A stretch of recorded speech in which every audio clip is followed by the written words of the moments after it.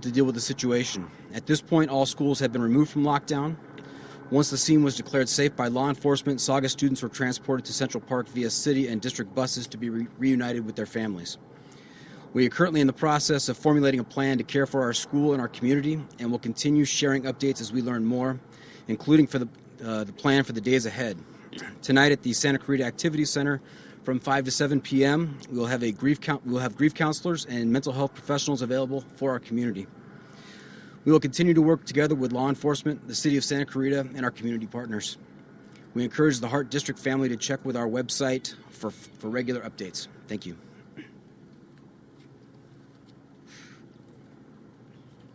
Okay, again, we're going to do one more speaker, and then we're going to do Spanish. Santa Clarita Sheriff Station Captain Ron Lewis.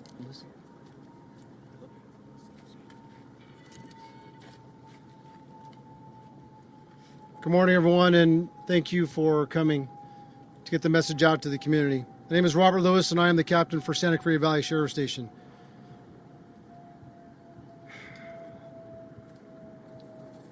This is a tough day for Santa Clarita. I've been a 52-year resident of Santa Clarita, and I grew up in the Saugus area. Santa Clarita is a very, very strong community, and I appreciate everyone surrounding themselves around us this morning and helping as much as possible from the community. We are working through this event over the course of the next few hours and the course of the next few days. Currently, we have a reunification center here at Central Park. We want to make sure that everyone knew that that was the reunification center for all parents and children who went to Saugus High School. As well as I want to make sure that the community is aware that we, as Captain Wegener had spoken, we have several people that witnessed this.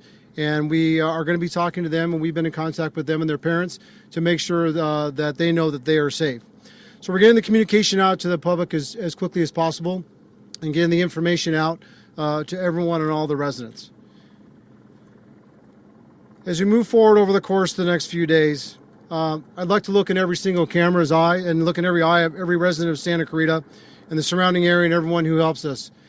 Santa Clarita is a very, very, very strong community. I ask the parents and I ask everybody in the community, in the days ahead and in the years ahead, the main thing we need to do is wrap our arms around each other, make sure we keep in contact with our kids, with each other, in our relationships, in our families, so we know what our family members are going through, so we know what's happening in everyone's lives. As a strong community between Santa Clarita and the unincorporated area, 294,000 residents, we all 294,000 residents need to gather around this incident. Tragic and tragedy struck, but how do we come out of tragedy? We come out of it by surrounding each other, holding hands, saying prayers, and spending time together to see what's going on, see what's happening. And then my last thing is we need to say no more. As the FBI special agent said, this is a tragic event. It happens too frequently. And across the nation, I hear frequently, no more, no more, no more. When are we going to come together as a community, Santa Clarita, and the rest of the communities to say no more? It really has to be put out there through you, the media, to get that information out. But I thank you very much for being here. We'll be taking some questions in a few minutes. I think we have one more speaker. We're going to have one more speaker that's going to come up from Henry Mayo Hospital. Patrick Moody. Okay. All right. Thank you very much for coming. I appreciate it.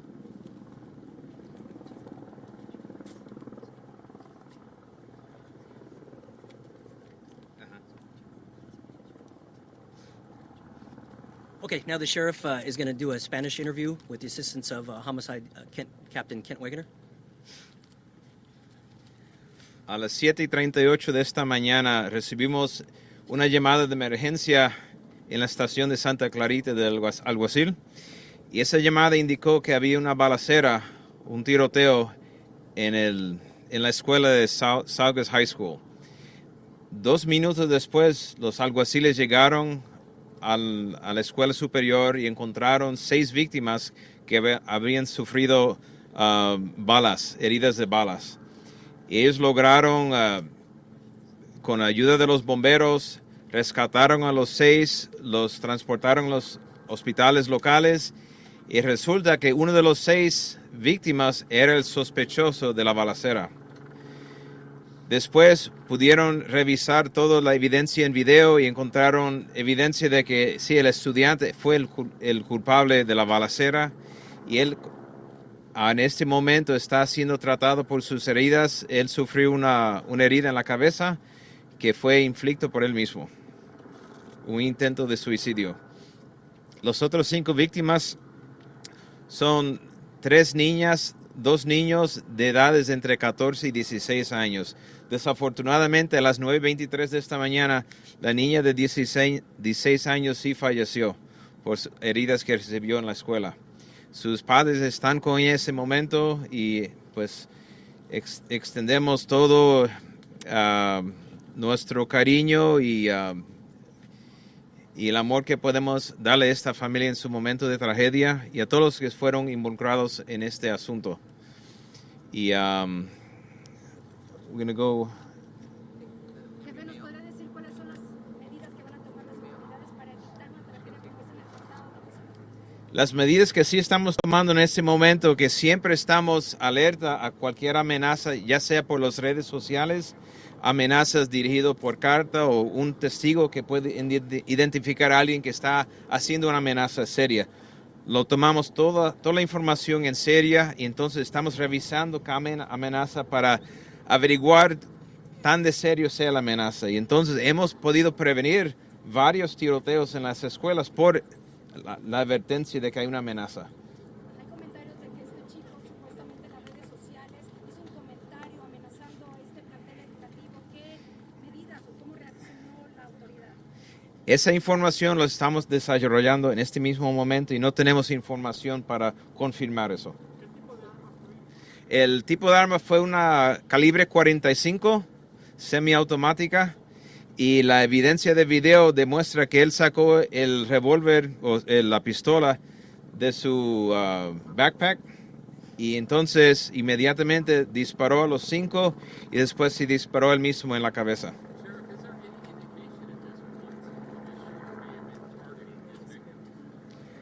That information, we're going to develop it as a process the investigation goes through. We have a lot of witnesses to go through, a lot of evidence to sort through, and we'll develop that, but we're grateful that our homicide detectives are working on it. We have the collaboration of the FBI, the ATF, and so it's going to be a lengthy process, but we're going to be able to determine that. If I could pause in for a second.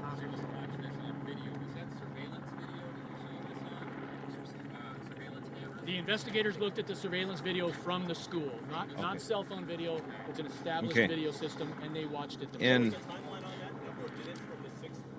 You know, I can't comment on that. I do want to update one thing. We just received word that one of the 14-year-old victims at the hospital has also passed away just moments ago.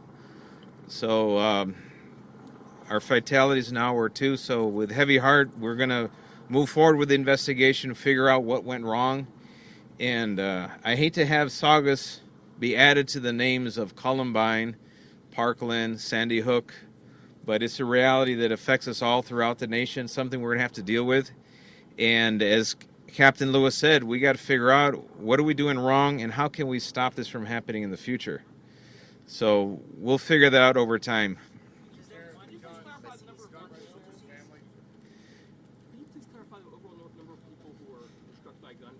We have 6 struck by gunfire, and that includes the suspect. Somebody said there was a 7th person who was transported. I believe it's a girl. That was a non-critical, non-shot victim. Not a gunshot. Not a gunshot. Yeah.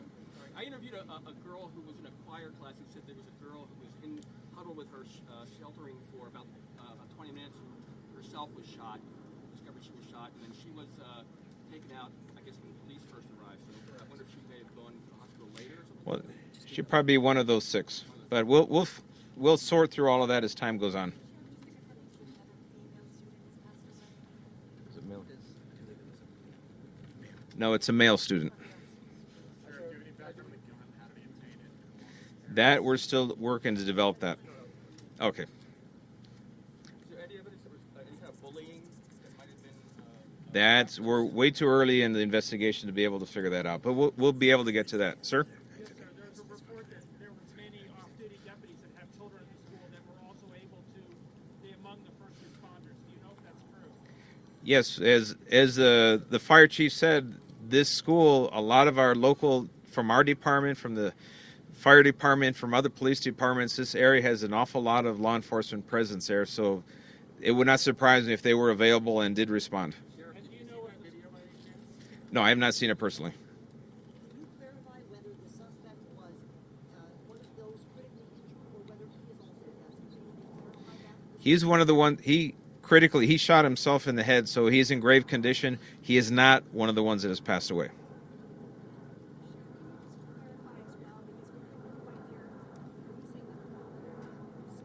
Yes. Yeah, it was a 16-year-old female and a 14-year-old male. The information we have is that they're not in critical condition. The ones that were in critical are the ones that have passed away. And outside of the suspect himself, the other ones, I won't comment any further. I'll leave that up to a representative from the hospital. And from Henry Mayo Hospital, Public Information Officer Patrick Moody, MOODY. So I'll be brief. I'm sorry to be here today. About 80% of our employees live in the Santa Clarita Valley, so we are touched by this. Our hearts go out to the victims and their families. We train for this year-round. We hope the day will never come, and today it came. We were prepared. We immediately called the code triage, and we were prepared to receive patients. We had 4 patients at the hospital. 2 are deceased. 1 is in critical condition, and 1 is in good condition. The question that you're all going to ask me is the suspect at Henry Mayo? It's a question I can't answer. I'm going to defer that question to the Sheriff's Department. Thank you very much.